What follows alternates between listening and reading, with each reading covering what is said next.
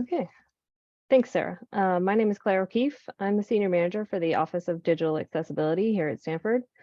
Thanks to everyone who's joining this session. This is going to be sort of a whirlwind of considerations for when you are designing web or mobile properties. Things to think about when you're doing your design so that you will end up with something more accessible. So we're going to run through a lot of things. Don't worry, the slides will be available afterwards as well as the recording. Feel free to pop questions into the chat. Sarah will be monitoring that. So let's just jump in. Just quickly, let's talk about like why we're talking about this. And actually in a session yesterday that Sarah was at, there was discussion about this sort of shift left concept of bringing accessibility earlier on in the process, so that you don't hit the end and you haven't given it any thought, and you're trying to go live.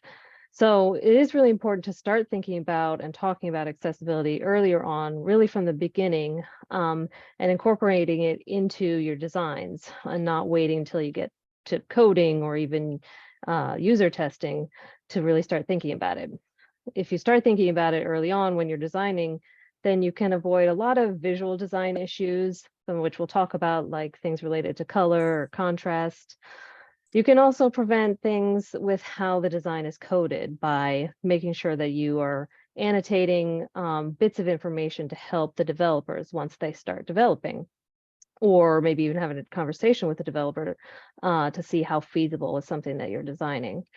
And then you can also make sure that you have created all the necessary designs. So some of the things we're going to talk about are things that, are visual aspects of what you're designing. But then there's other things where you are going to have to design certain interactions or different screens as part of the workflow in order to meet the accessibility goal. So by thinking about it up front, you won't forget to design those things and have to, rush to do it in the end. So it'll all really save everybody on the team some costly rework. If you get to the stage of accessibility testing and a lot of issues are identified, then that's really could push your deadlines and result in additional time and going over your budget.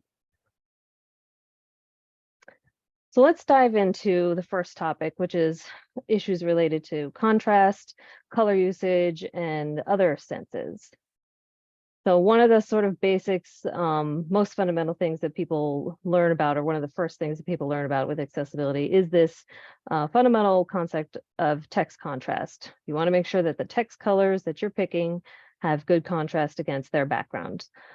So for regular text or small text, you want to have a contrast ratio of 4.5 to 1. You can go a little bit lower for large text with 3 to 1.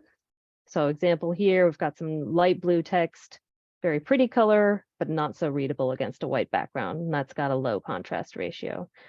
Bumping it up to a darker blue, it's much easier to read, and we've got well above the minimum contrast threshold.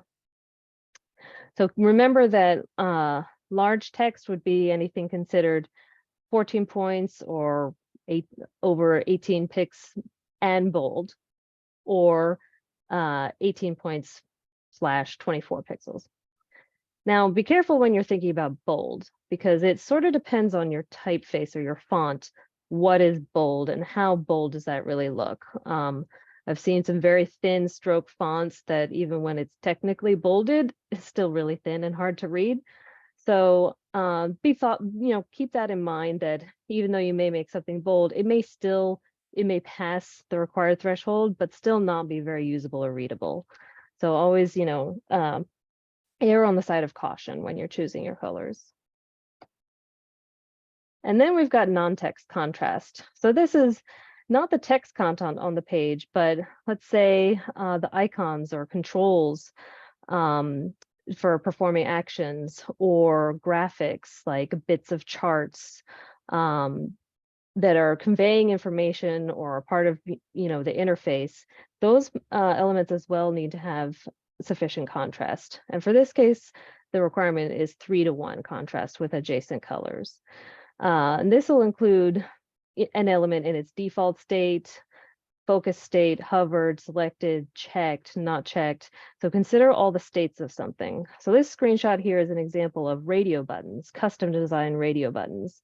And all of these meet that minimum contrast threshold. So you've got a radio button, an unselected radio button, and its gray ring has sufficient contrast with the white background, and then 3 different versions of a selected state, all of which also pass the minimum threshold. You've got fully filled with a darker color than the ring.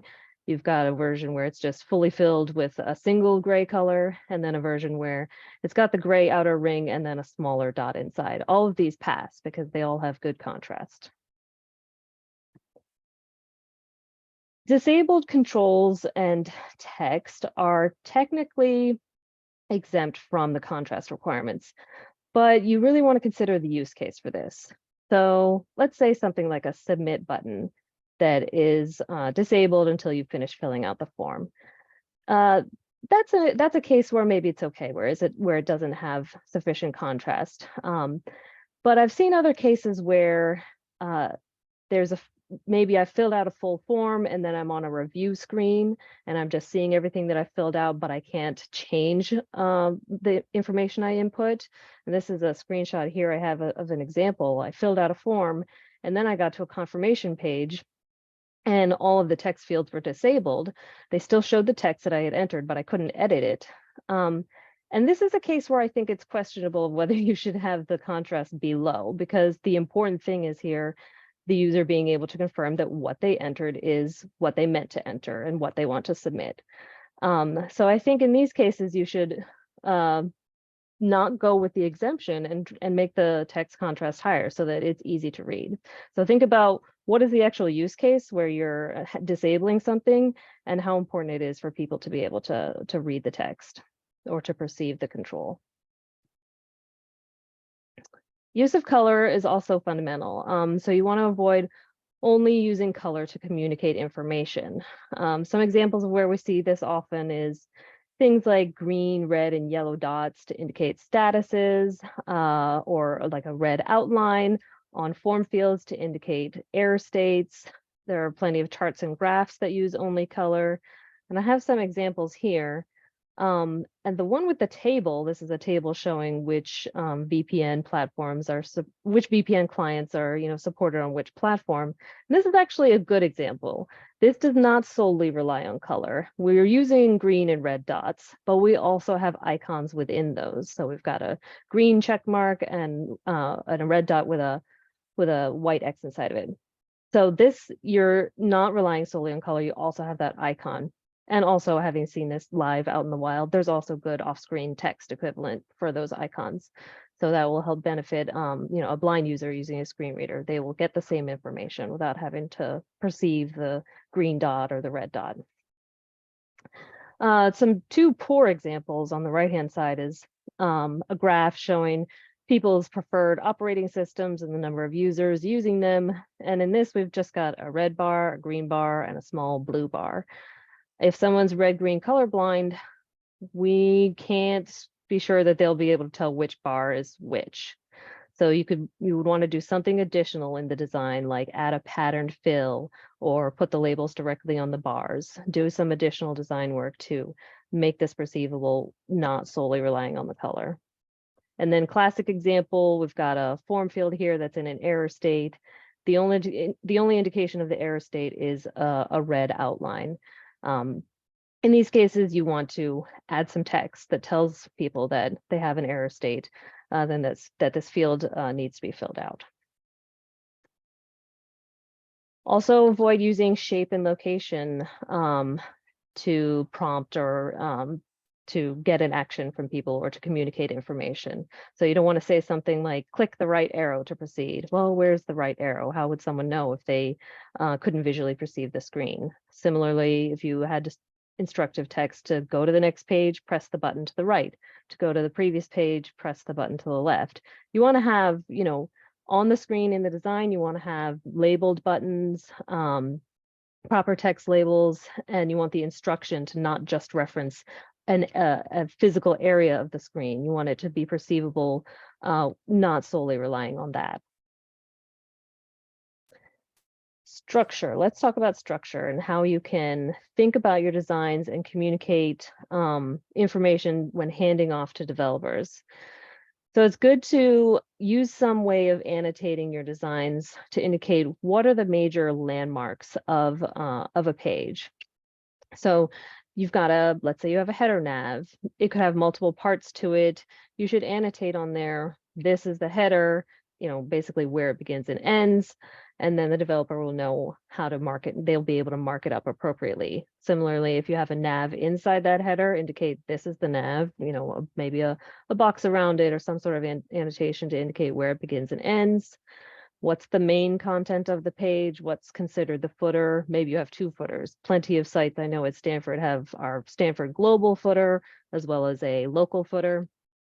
So indicating which ones, which aspects of the page are the footer. And then frequently you may have more than one of any of these types. So you may have the primary navigation at the top of the page and then a secondary navigation on the left side of the page or the right side. Like I mentioned, you might have two footers. If you have two of anything, then they should be labeled. So when you're handing this off, think about giving some labels for any of those cases where there's multiples. So I have a screenshot of a web page with a top nav and a left nav. And this could be labeled, the top one could be labeled as primary. So it's the primary nav.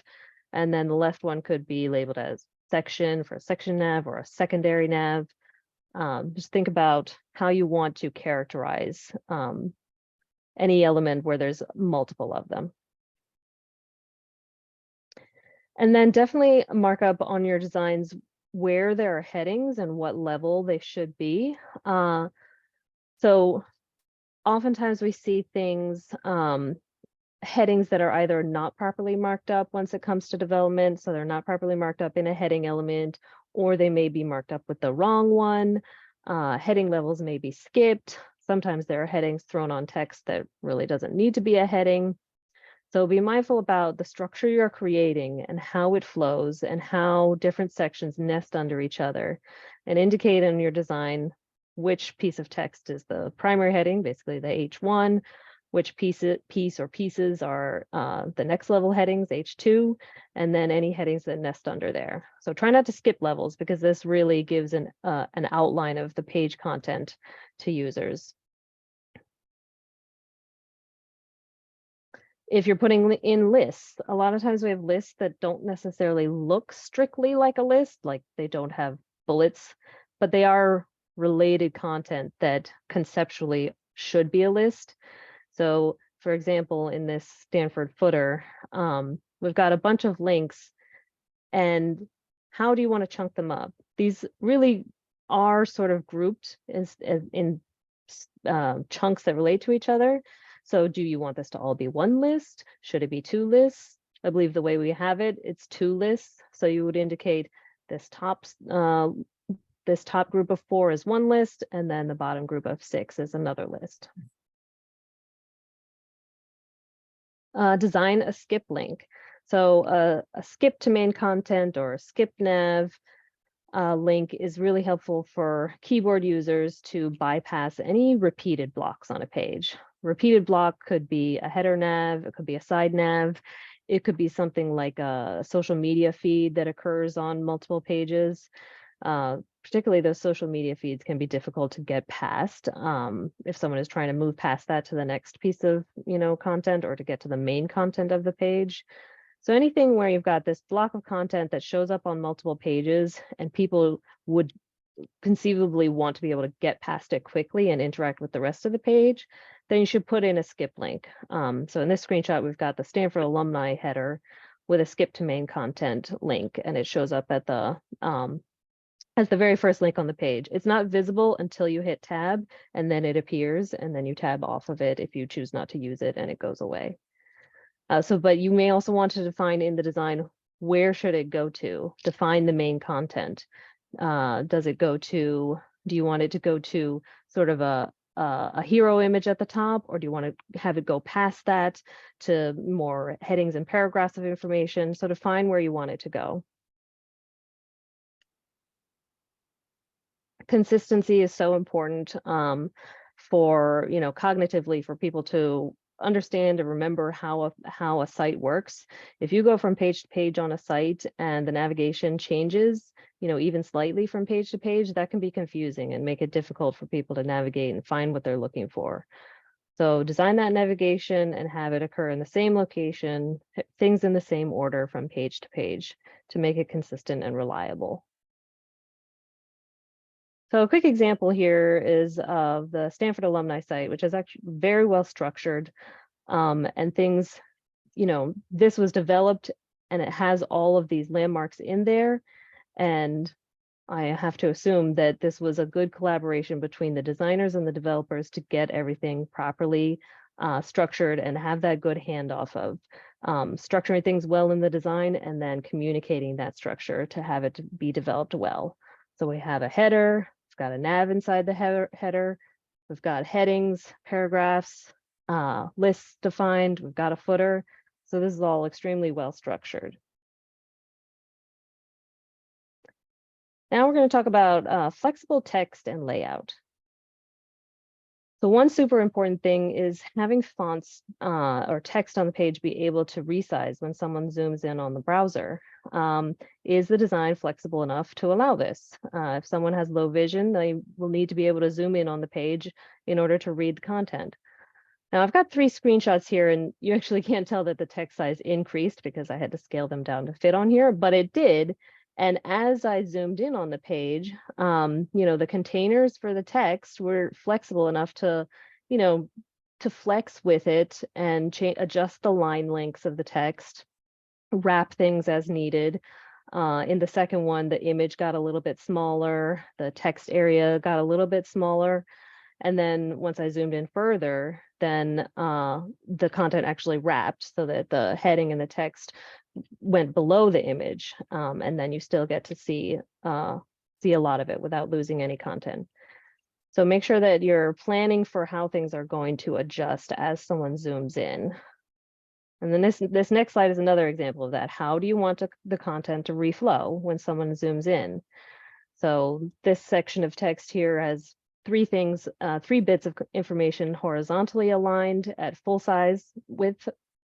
And then as you zoom in a bit, it reflows a bit. So you've got 1 piece and then 2 next to each other below. And then once you go in even further, then they just all vertically align 3 in a row. So this is great. I'm not losing any content. It's all still there. It just has adjusted its layout.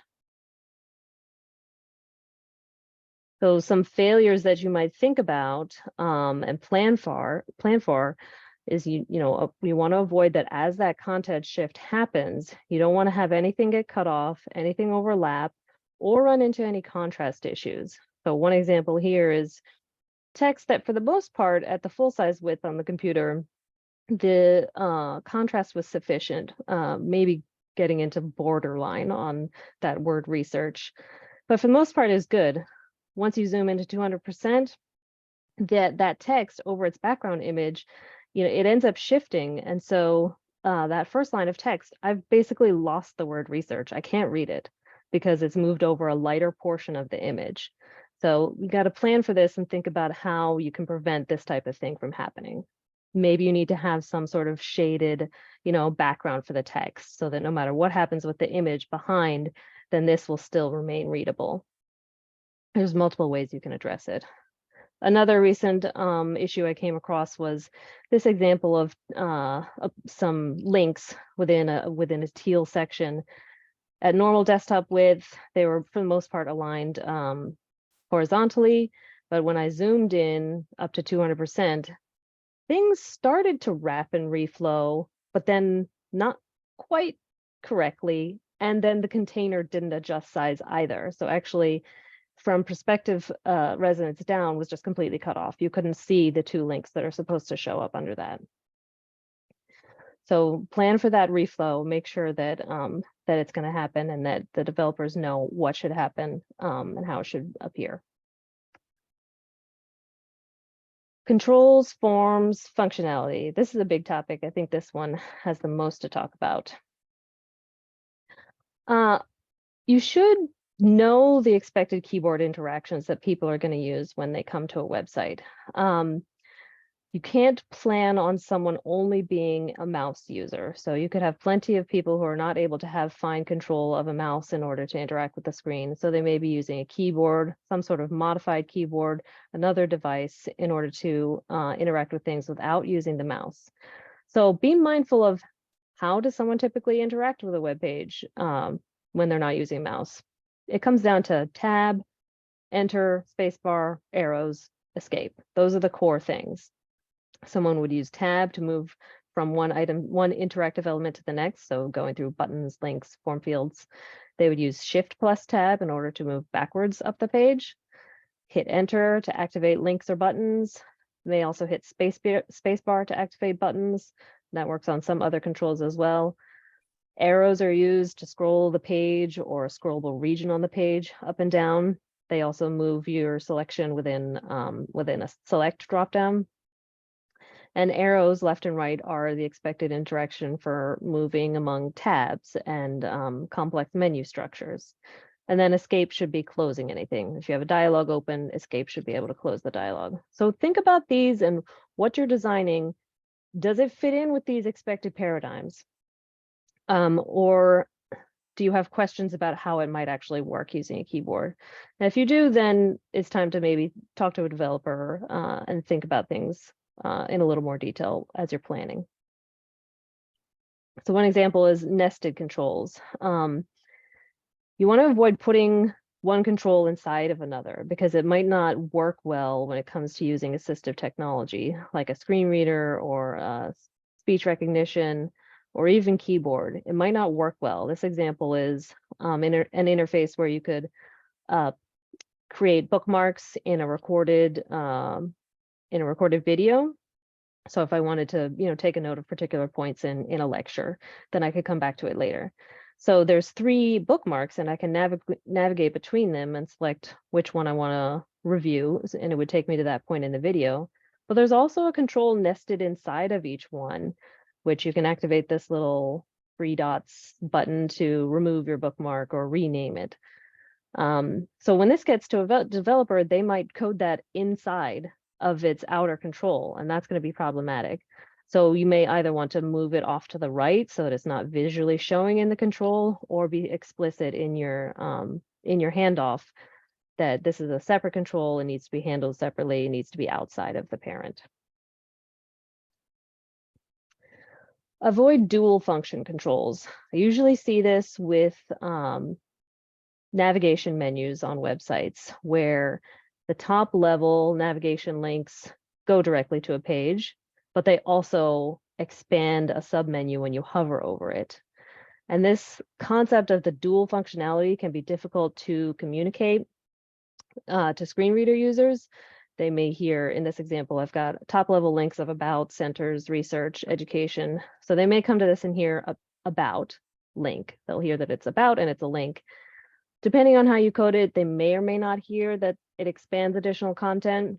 If they do hear it, they may not understand that activating it will take them to the about page. And so they may try to activate it to expand the content, and then boom, they're off on a new page.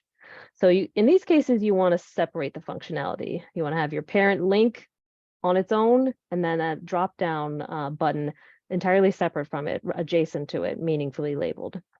So that the act of navigating to a new page is one action associated with the link, expanding the menu is a different action associated with a button.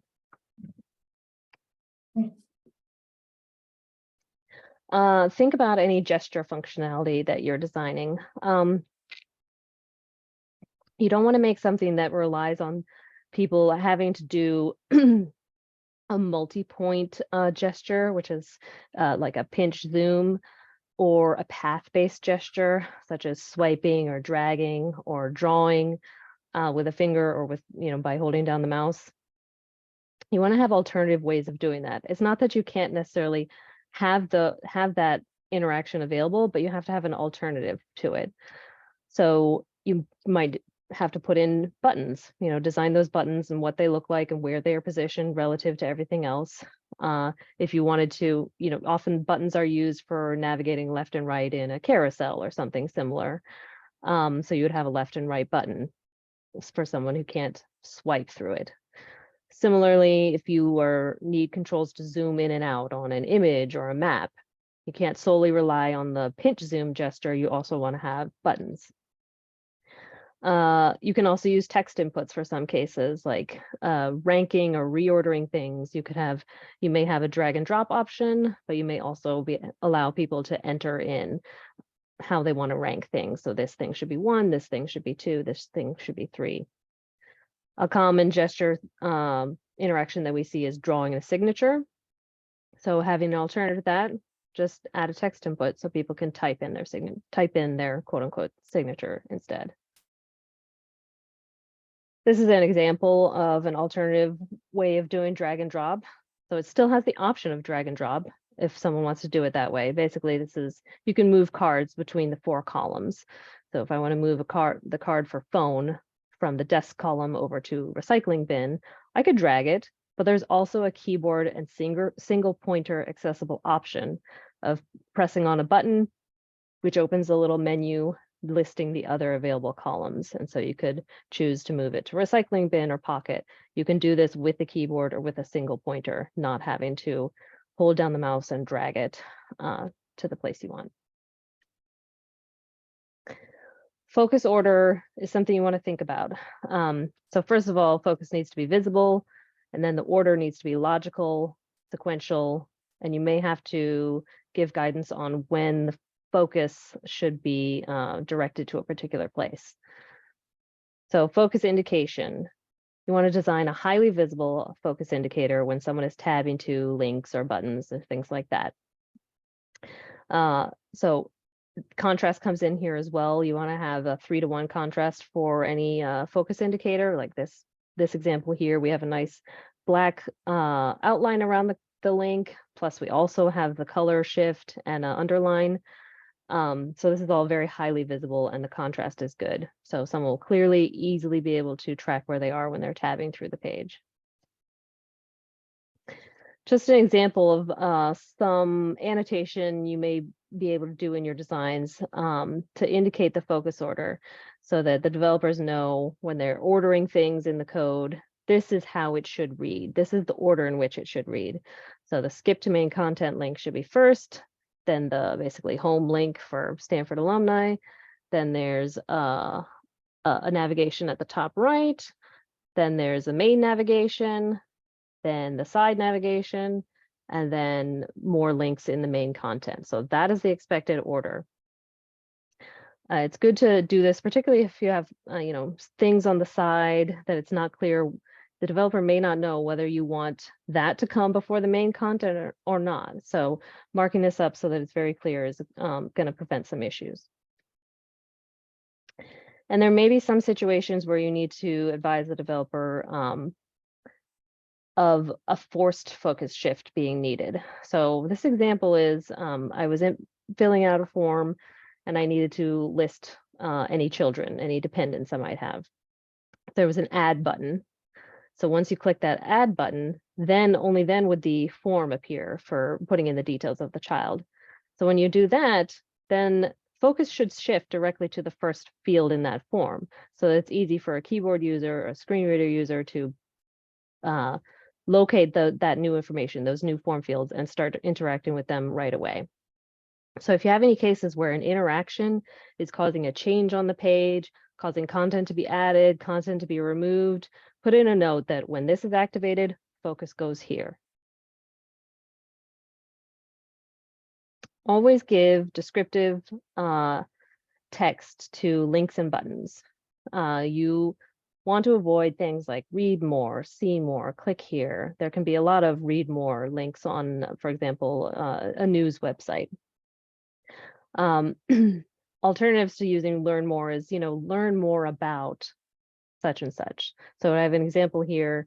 There was a heading that says learn anywhere, a sentence of more information, and then the link was learn more about attending classes remotely. That's a very descriptive link text. You know where that's going to take you. You know what you're going to learn. In contrast, another example with similarly a heading, a bit of text, and then just a learn more link. If you're a screen reader user, navigating through these links, just tabbing through them, or using the feature where you can pull up a list of all the links on the page. If you just see loads of learn more links, then you don't know where any of them go without descriptive text.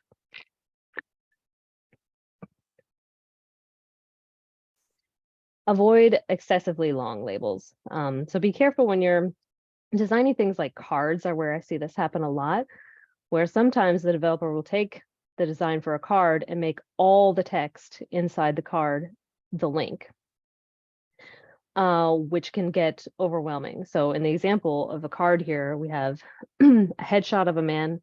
We've got a little icon that should be indicating this is a podcast. We've got a title of the podcast. We've got actually an icon indicating that this will take you out to a new site. We've got the source of the podcast, a couple sentences about it. If all of this information is stuffed into the link text, it's a lot for a screen reader user to listen to. So you want to be mindful about indicating which part of a card should actually be linked. In this case, probably just the indication that it's a podcast and the title and that it goes somewhere else. Form labels. Always provide visual and persistent labels for all form fields. You don't want them to go away. So oftentimes we see things be visually labeled via a placeholder, but when you start typing, the placeholder goes away. So now you've lost your visual label for a field. That can be a problem when someone is filling out a long form and maybe they go back to the beginning to review their input. If you can't see the label for the field anymore, you cannot be sure that you entered the right information in the right field. So you want to have labels for everything that stay visible all the time. So good example here on the left of a create account form. It's got a clear visual label for your name and email. Poor example on the right, where I have a set of drop downs, and I can infer the meaning of these. The top one is to select, I think, number of rooms. The next one, number of adults staying in the rooms, number of children. But it could be clearer. You know, we don't need to make people have to guess. Add clear, visible labels. This also will benefit speech recognition users because they'll be able to voice the label and get direct access to that control. Form error handling. You can avoid a lot of errors with some clear instructions. So the form on the right-hand side indicates which fields are required, or it clarifies which fields are required by at the top clearly saying basically star or asterisk indicates required fields. So now we know we can't skip anything that has a red star. We know the meaning of the red star. And then when you do have an error state, make sure that that's clearly conveyed. Earlier, we saw an example where only the field was outlined in red, no text. Here we've got a couple of good examples where text is added underneath each one on the case on the right-hand side. So you got the red border, but also the text, this field is required. And then another alternative with the image on the left is a case where all the errors are actually summarized at the top of the form. And that makes it easy to see, okay, I've got 4 errors I need to fix, and actually they're linked. So if I activate any of these links, it'll take me directly to the field in error and I can fix it. For any interactions or transactions involving legal or financial data, then ensure that you're designing at least one of the following things: a method of reversal, error detection and correction process, or a review and confirmation process before finalizing. If someone enters a credit card number, puts in an extra number, but it's never checked to see if that's valid, and their order goes through, they'll never know that their order was, incorrect and didn't go through properly. So make sure you're planning for and designing any screens to meet these objectives. Images. So you're getting to pick the images that are going to go into the design, and you choose them for a purpose. So the context and the meaning of an image, can change. Some images are meaningful and they convey important information. Some images are just decorative, visual flair.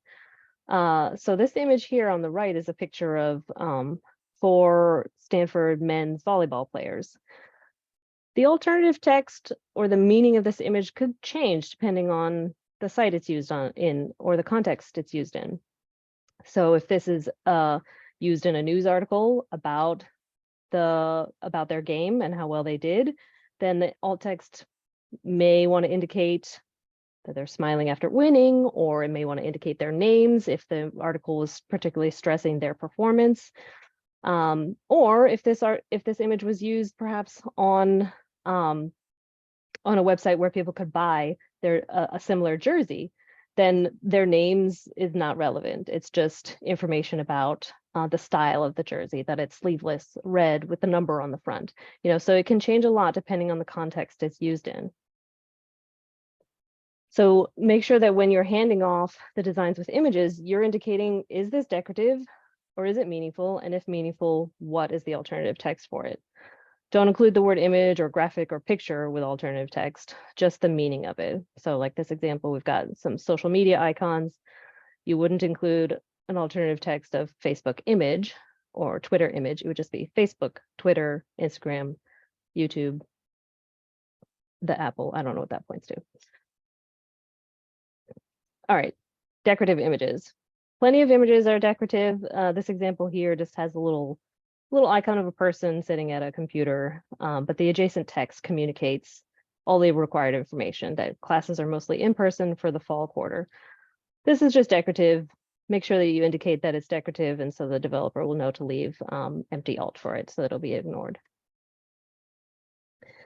And be mindful of images within links. So if you're using an image as a link, then the alternative text indicates where the link is going. So for in this case, it's a list of our customers, from some company's website.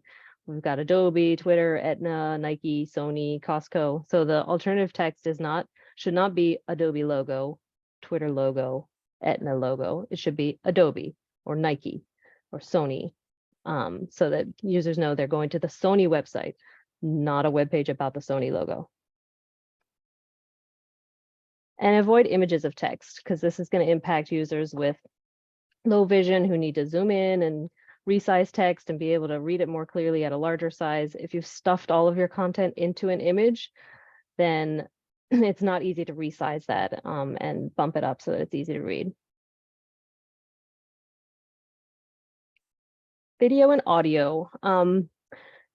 Be mindful when you're putting video and audio on a page for any other things you may need to plan for around that. So for example, if you're putting podcasts on a page, you need to plan for where's the transcript going to live adjacent to that.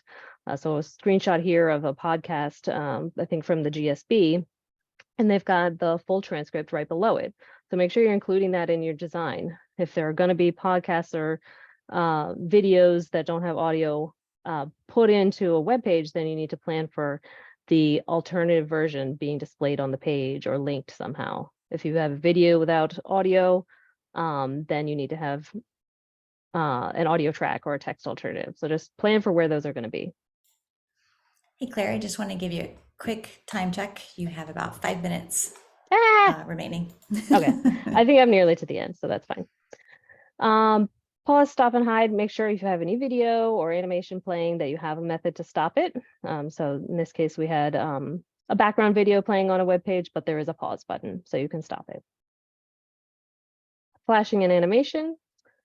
Generally avoid flashing. It's risky. There's more technical guidelines, no more than 3 general flashes or no more than 3 red flashes, but let's just generally avoid it. Animation, avoid particularly having any animation occurring adjacent to other content. If I'm reading a paragraph of text and there's something animating to the side next to it, it's very distracting. But if you do have animation, it should settle within 5 seconds. And I think this is the last one, time limits. So again, this is just planning to make sure you have the designs for this. If you have any time limit, then you have to have one of the following. So plan a design for this: the ability to turn it off, the ability to adjust the time length, the ability to extend the timeout and allow 20 seconds to respond.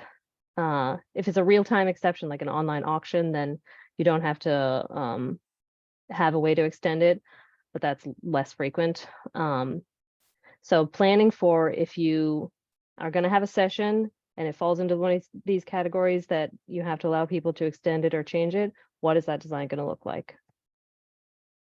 So yeah, just with some of these ideas in mind, think about some of your past designs, look at your current designs with a new lens. Always turn to a developer when you're designing something out of the ordinary. So you can have a discussion about technically, how is this going to be implemented? How is it actually going to work? And if you're a part of the Stanford community, you can always ask for accessibility guidance from our office, the Office of Digital Accessibility.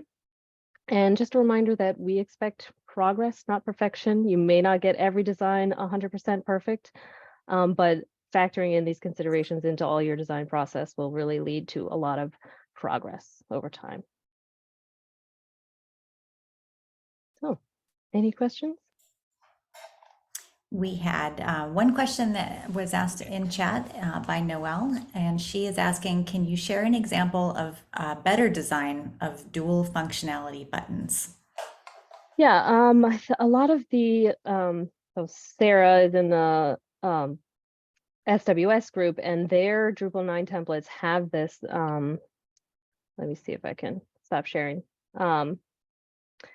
On their websites, for example, oae.stanford.edu is an easy one to go to. The menu it's got that top level link, but it has a little button. The arrow is a separate button next to it that you can tab to that separately. So it's no longer dual function, it's one link, one button, separate functions. Yeah, this is Noelle. Can I ask a quick question? Was that website OAE? .stanford.edu. Yeah. Okay, thank you. This was so very helpful, Claire. I would like to invite you to come and talk to our team. Oh. As we do usability reviews on sites and apps, and a lot of times, we find things that are accessible issues.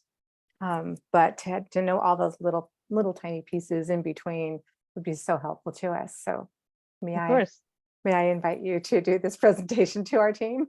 Of course, yes. Okay, great. Reach out to our office. Absolutely. I Thank had you. another slide where I could share our contact details, but yeah, just go to accessibility.stanford.edu and you Okay, can contact us from there. thank you.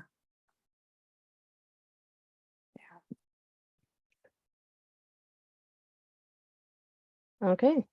Well, this will be posted online. Thank you very much, everyone who attended. I appreciate it. Nice job, Claire. Thanks, Carol. Wonderful job. Great job.